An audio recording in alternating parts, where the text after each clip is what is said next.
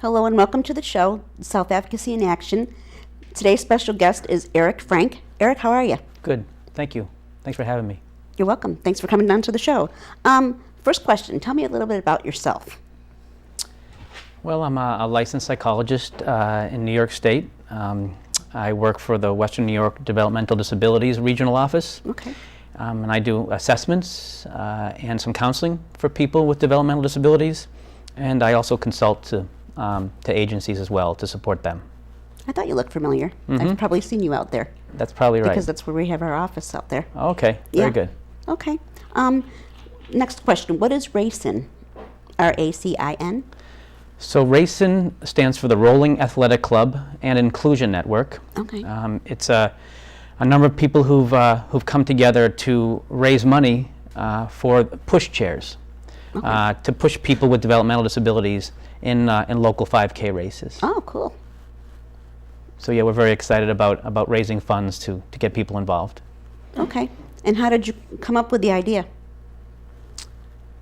A couple of years ago, we were getting the corporate challenge, our group together for the corporate challenge race. Okay. The 3.5 mile race that they have by Delaware Park. Okay. And we wanted to, get as many colleagues as we could get together for the race.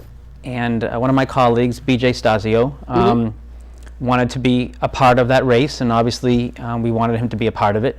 So the captain of our team, Allison Carr, had looked into that and had found out that people in wheelchairs were seen as somewhat of a liability in that race, given that it's 10,000 plus runners. Okay. And so BJ couldn't join us at that race, and I was very upset by that, as were a number of us. Okay. And so we thought to ourselves, hey, we need to put together our own race for people with disabilities, because this isn't fair. Right. And what we're all about is inclusion. So we wanted to take a stand, and I went to BJ and told him my thoughts about starting up our own race, and BJ was fully on board and said, let's make it happen. So we started to just reach out to people in the area. Frank Camarada was one of our contacts, and we were reaching out to a number of people at local agencies and some runners locally to see who was interested in coming and joining us in trying to get a club together. Okay. And our first step, we finally decided, was to raise money for chairs. Okay. To get into already formed 5K races. Okay. So we wouldn't right away put on our own race, but would join other races and have chairs ready and teams ready to push these chairs.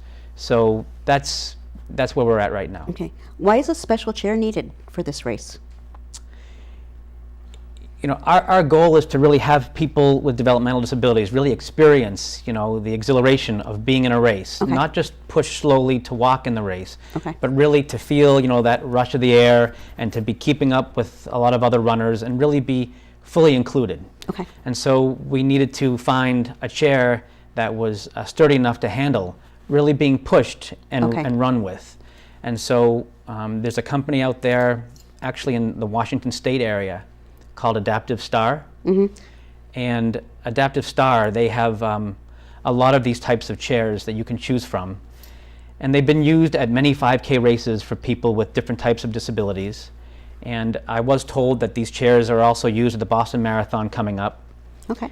And we're excited about that company and us purchasing a chair. We're actually purchasing our first chair next week. Okay.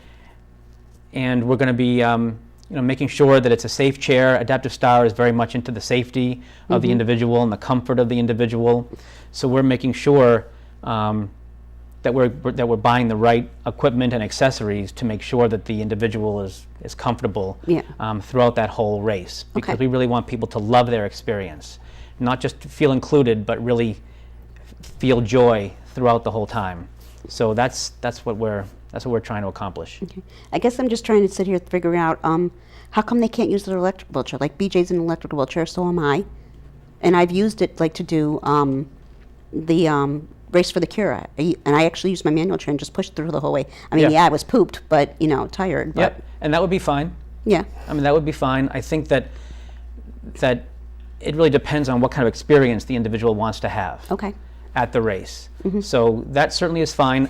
What we've been wanting to do, and what we joined a race directors meeting back a few months ago to speak to all the race directors who are organizing all these 5K races locally throughout the race year, Okay.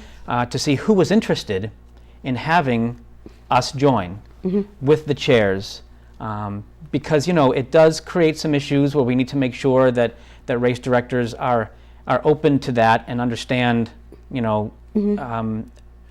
our needs when we're at the race, what we would like to accomplish at the race, and making sure that they're comfortable with all we would like to provide the individual during the race. And we did have a number of race directors who said, yeah, we would love for you to be a part of our race. But certainly if people wanted to come in whatever chair they're in, as long as they could safely navigate, because obviously there are areas, some of the terrain can be more difficult. Yes. So we need to pick the races that don't have the extremely hilly courses, Right. courses that will be more difficult to push or to handle. But yeah, so our goal is to find the right races, the race directors who are open to our involvement, and get these chairs that can really move along quickly for people who Gotcha. want that experience. Okay. I was just curious about that. Yeah. What you said some other organizations are involved, and I was just wondering which ones were involved with all of this. The organizations that are involved, well, Donnie, we are now affiliating with Donnie. Okay. And so Rhonda Frederick and Jeff Sanderson, they have been welcoming to us. Okay. And Jeff is now a part of our board. And Rhonda has said that they will do whatever they can to support us. And so that's been really an awesome opportunity for us to have that nonprofit status and to be able to get donations for our chairs. So we're affiliated with Donnie. And then we have contacts obviously with all the local agencies that support people with developmental disabilities, Heritage Centers and Aspire and People Inc. and Community Services and all those different agencies. We're going to be sending out a survey that we've created to people who are in state facilities as well in local voluntary facilities across Western New York to get their input on what kind of involvement they'd like to have in racing. And that can be many different things. We're looking for people who are interested in, who may need to be in a chair and who want to be pushed in a chair, Okay. to folks who have the physical ability to run or walk with us. We'd want Okay. people to join us and to wear the racing t-shirts and just to be a part of the experience as a runner or walker. Right. Or pusher, if they'd like to push the chair for someone with a disability. Okay. We're also going to be interested in people just volunteering, whether it's be at the race, cheering the teams on who are pushing people, or just cheering runners with the racing t-shirts. We're also going to be trying to do other things like holding some flags with the racing sign on it, just to get the word out. Okay. We've had thoughts about holding like a finish line sign for people to cross. Okay. And really making it a special experience for the person in the chair. Yeah. So we're looking for not just people who are wanting to be in a chair and need the chair, Right. but people who want to just be a part of the 5K experience and all that can be. So that survey will be going out within the next month, I believe, because it's completed at this point. So we just need to get that out to as many people as we can who have some form of developmental disability, and yeah, that information will be very helpful to us to figure out the next steps and how we're getting people involved. Okay, because that was going to be my next question. How do you get people involved? How can people get involved with it? The survey, at the end of the survey, Frank Camarada is working on our board, and Frank is going to be the contact person for racing and for that survey. So people will be able to speak to Frank via email. And Luther Vusic is also on our board. Luther has His phone number, I believe, will be on the screen Okay. for people to contact him directly via phone. Okay. So the survey with Frank's email, and I think that email is also going to be on the screen, and speaking to Luther via phone. Those are two ways that people can contact the race and board and find out more information. And hopefully all those people will also be getting this survey, and they'll see the address to send the survey back to with all their information. Okay. Our next question is, I believe it's supposed to be like really about the wheelchair itself, but it says what kind of bike is used, but you guys, you really use wheelchairs, so what does the wheelchair look like, or? Yeah, the wheelchair, it's really called a mobility push chair. So it has the two big wheels in the back Okay. and the small wheel up in the front. So Oh, it has neat. that triangular look. It has a 5-point harness. Okay. It has a handbrake in the back, so we can control, the speed of the chair and Okay. stop that chair if That's a need good be. idea. Yeah.